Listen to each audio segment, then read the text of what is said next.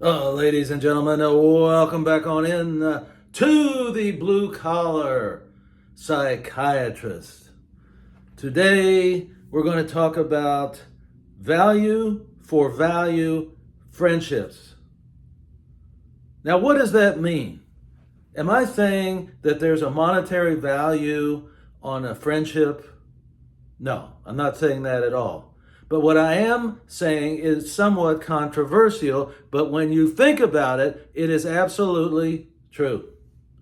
Value for value friendships means that both parties are getting something positive out of the relationship. Because if not, then there's going to be a problem sooner or later. Let's say you have a situation where one person is the one who is always calling the other one and setting up all of the details of where they're going to go. It could be a romantic relationship or it could be just a platonic relationship. And that person seems to be taking charge of everything, and the other person just kind of goes along and doesn't really seem to care that much one way or another, whether they meet or not. Now, would you call that a value for value relationship? I would say that the one who's doing all of the setting up of the events is getting cheated, because the other one is not working at all in trying to maintain that relationship, into putting the energy into that relationship. Value for value means that both parties are not only getting fairly equal amounts, but are satisfied with that. Because if you don't have that going on, that relationship will not last. And unless you have one party who just is very, very lazy and doesn't seem to care that much and just goes along just to get along, that's one thing. But I don't know of any particular or many relationships that are successful if that is the model that they are following. In the value for value relationship, it means that if you were to put, for example, and this is just hypothetical, just for explanatory purposes, a dollar value on what the one person is putting into the relationship and receiving from the relationship, and also what the other person is putting in and receiving from the relationship, then you could calculate exactly what the value is that both are receiving. But that's not really the case.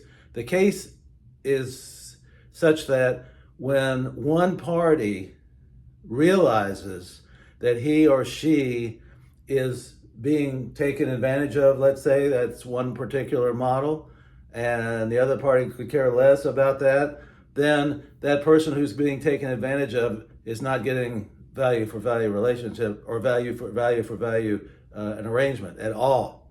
And that person better rethink what he or she wants to do with that relationship. Just because you start out with a relationship with someone doesn't mean that it's going to last forever. Sometimes it starts out where there is a fairly equivalent value for value situation. But other times, as time goes on, for whatever reason, one person seems to either lose interest or just seems to want to put all the energy into the relationship. Then you have an uneven. It's uneven, and therefore it's unstable, because both are not putting in all that needs to be put in to a relationship.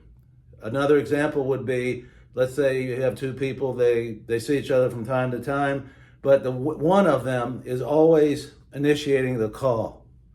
The other doesn't seem to initiate any calls. Now, why this is, we don't know. But the bottom line, again, bottom line thinking, as you know from my previous videos, bottom line thinking says, am I getting a fair shake in this relationship? Why is it that I'm the one that's always calling and the other one does not call me or does not initiate? That would make me feel, or make me think, that that person just is not that interested in maintaining that relationship, or is a very lazy person. And if they're that lazy, I'm not sure what kind of a friendship that would be anyway. But the bottom line is this.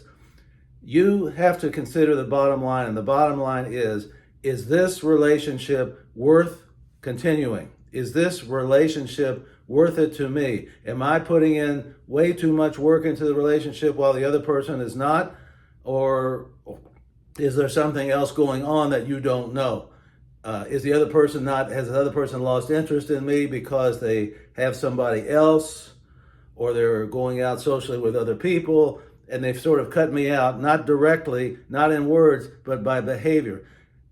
Still, the bottom line is that that one person is doing something else and is not part of that initial relationship. Meanwhile, the other person is just hanging around. So if you have, or you are involved with that type of relationship where it's just not, you just sense that it's not an equal relationship, it's not even, where persons are showing equal interest in maintaining the relationship, then it may be time for you could either just withdraw from the relationship, or you could simply bring it up to the other person and bring it out in the open and say, geez, John or Sally, whoever it might be, I've been noticing that I haven't had much very few phone calls from you, and it seems to me I'm always initiating. I'm just wondering, is everything okay?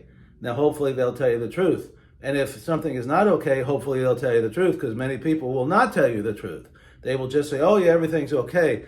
But if you get that sense, sometimes you have to rely on a sixth sense as to whether that person is really interested in you, really interested in maintaining the relationship. Because a relationship is just like a plant. It has to be watered and fed nutrients every so often in order to make it grow. And if you're not having that, if you're not seeing that, if you're not feeling that, then it's time to question what's going on. So I think what I would say is to question it. Don't assume anything. Just ask. Just tell them what you are seeing and what you're noticing in the relationship, and ask them if there's any problem that you're not aware of. As I said, sometimes the other person will not admit that there's a problem, or that they are less interested than they used to be.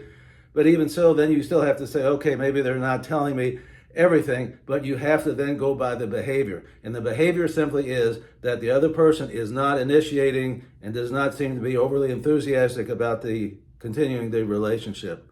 So ladies and gentlemen, I remind you that you have to look at a relationship almost like in an analytical fashion to see, but if you get that sense, you just get that feeling that the other person just isn't into it, perhaps like they used to be, then it may be time to slowly move away from that relationship and look elsewhere. Ladies and gentlemen, I remind you to drink and drink abundantly from the fountain of life. See you next time.